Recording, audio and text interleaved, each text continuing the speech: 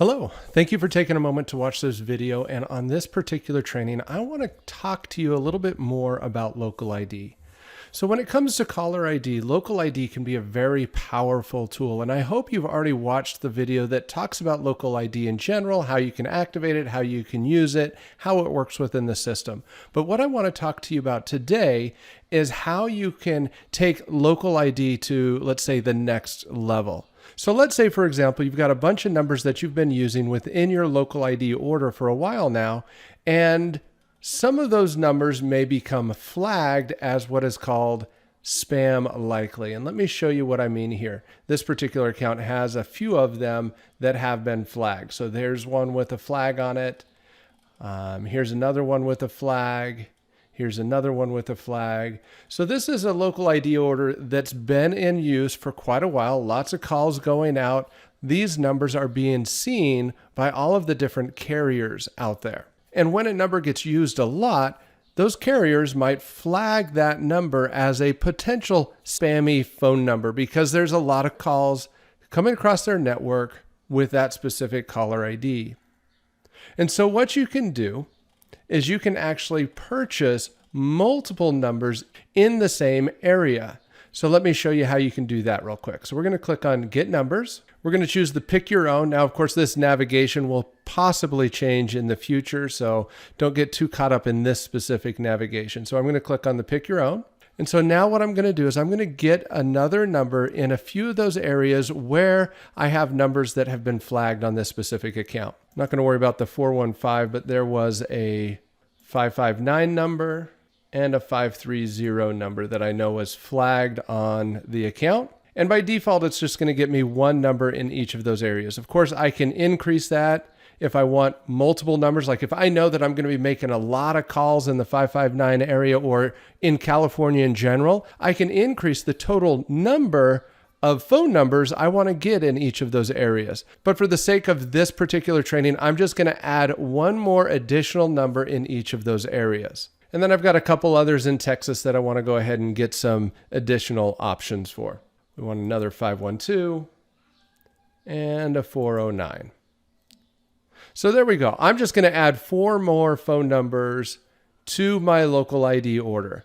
Now, of course, I already have a local ID order on this account, so this is actually just going to be added to my local ID order. I'll have a setup fee, $2 per number. And then, of course, if I already have a local ID order, I can ignore up here and really just kind of look at, okay, how many total numbers will I have at the end of this? And so in this particular case, I'm adding four more to whatever my existing order is. So let's go ahead and click the Confirm Order.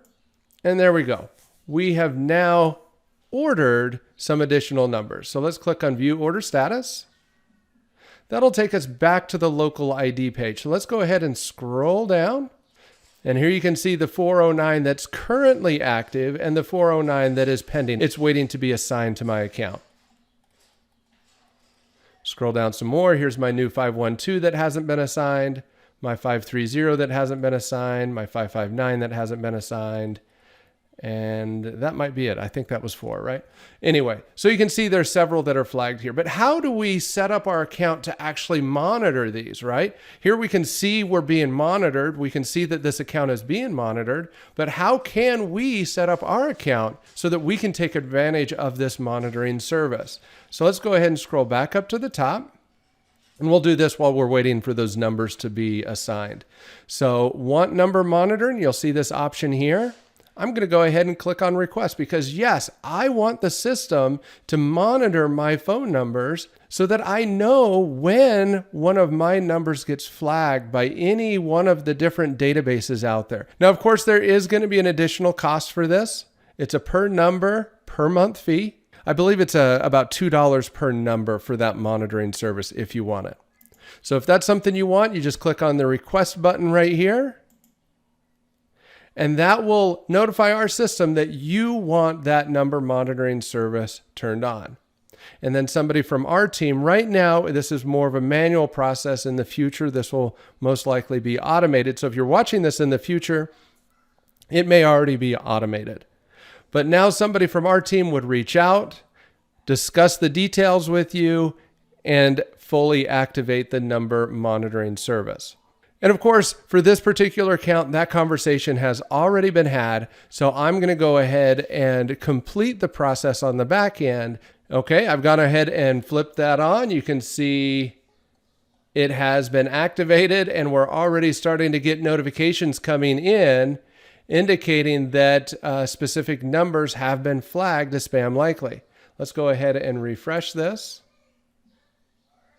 And now you can see the number monitoring service is on. I can flip it on and off right here if I want.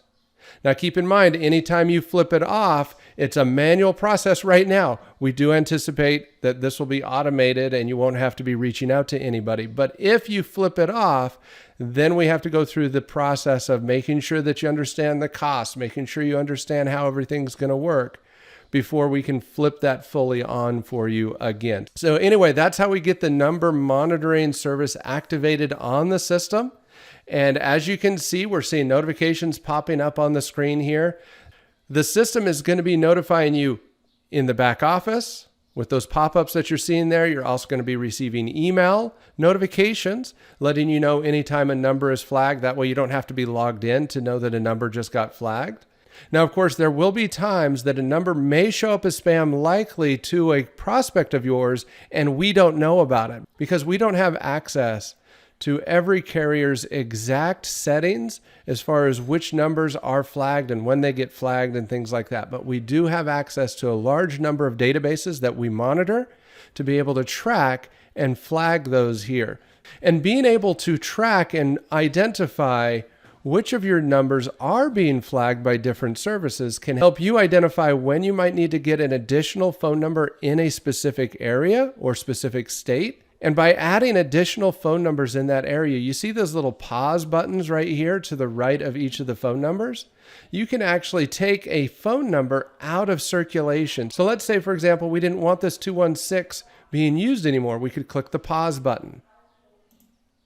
And once we click the yes button, that'll take that phone number out of the rotation. So it's now no longer active and won't be used as one of our caller IDs.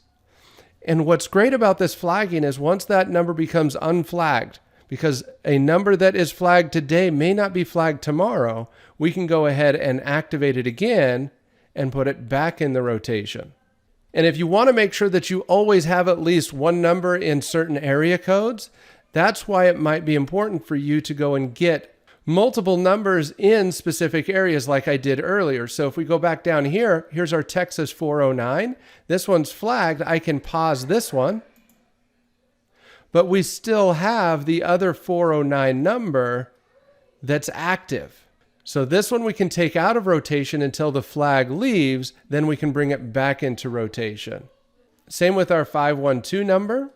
We can come down here and pause the one that's been flagged. And then we did a 530 number, right? So let's go down to our 530. Let's pause the one that's been flagged. And then we'll scroll down and we had a 559. And I think that's everything that we did for this little demo here. 530, 559, where are you at? There you are. So let's go ahead and pause that one. Yes. Okay, so there you go. You can see how easy it is for you to better manage the phone numbers that are being used as your caller ID. And you and your team don't even have to think about this when you're making calls.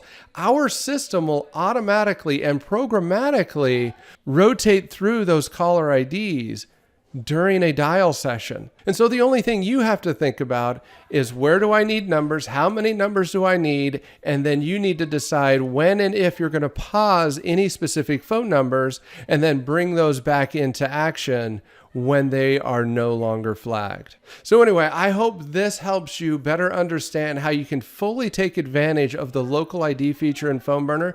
This is a feature that we're constantly working on. So by the time you watch this video, there's a good chance that some of the stuff I've talked about has already been improved upon. So thanks for taking the time to watch this and happy dialing.